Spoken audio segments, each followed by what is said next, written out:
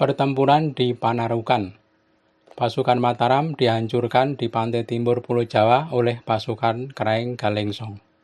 Setelah Panglima Mataram Panji Karsulo gagal menaklukkan pasukan Makassar di Temung, Raja Amangkurat kembali mengirim pasukan. Kali ini yang menjadi panglima adalah Raden Prawiro Taruno, putra Pangeran Pringgoloyo. Sebelum berangkat, Raden Prawiro Taruno mampir ke Jepara untuk mengajak serta kumpeni menyerang Demung. Dengan setengah hati, kumpeni pun ikut serta.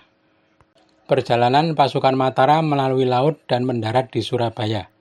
Raden Prawiro Taruno kemudian mengirim utusan ke Madura untuk bertanya kepada Trunojoyo, mengapa lama tidak hadir di Mataram.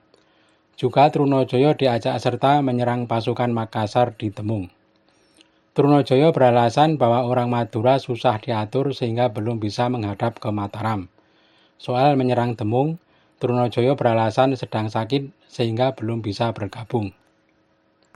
Raden Prawiro Taruno mencium gelagat pembangkangan Trunojoyo, tetapi karena tugas utamanya adalah menyerang pasukan Makassar, untuk sementara persoalan Trunojoyo diabaikan.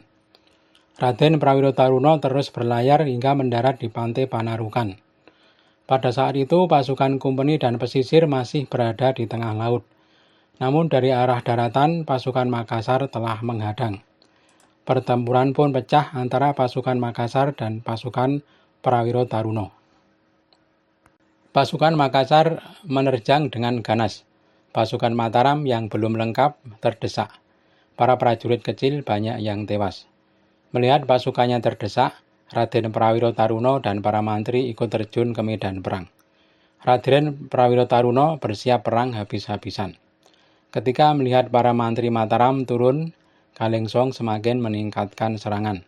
Raden Prawiro Taruno gugur di medan perang. Pada saat itu pasukan kumpeni sudah berhasil menepi dan langsung membantu pasukan Mataram.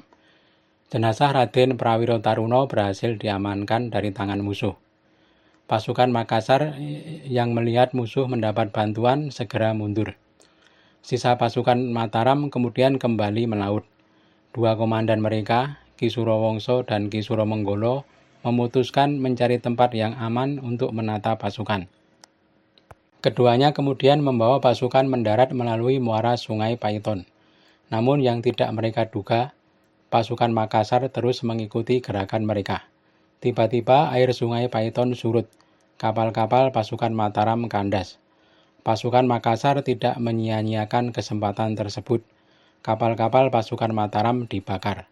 Para prajuritnya dibunuh dan harta bendanya dijarah. Para prajurit Mataram yang sudah mendarat berusaha bertahan, tetapi akhirnya dilibas pasukan Makassar. Ki Surowongso dan Ki Suromenggolo kebingungan karena para prajurit kelaparan. Dengan susah payah, sisa kapal yang masih selamat pulang ke Jepara. Kekalahan ini membuat armada Mataram semakin terpukul.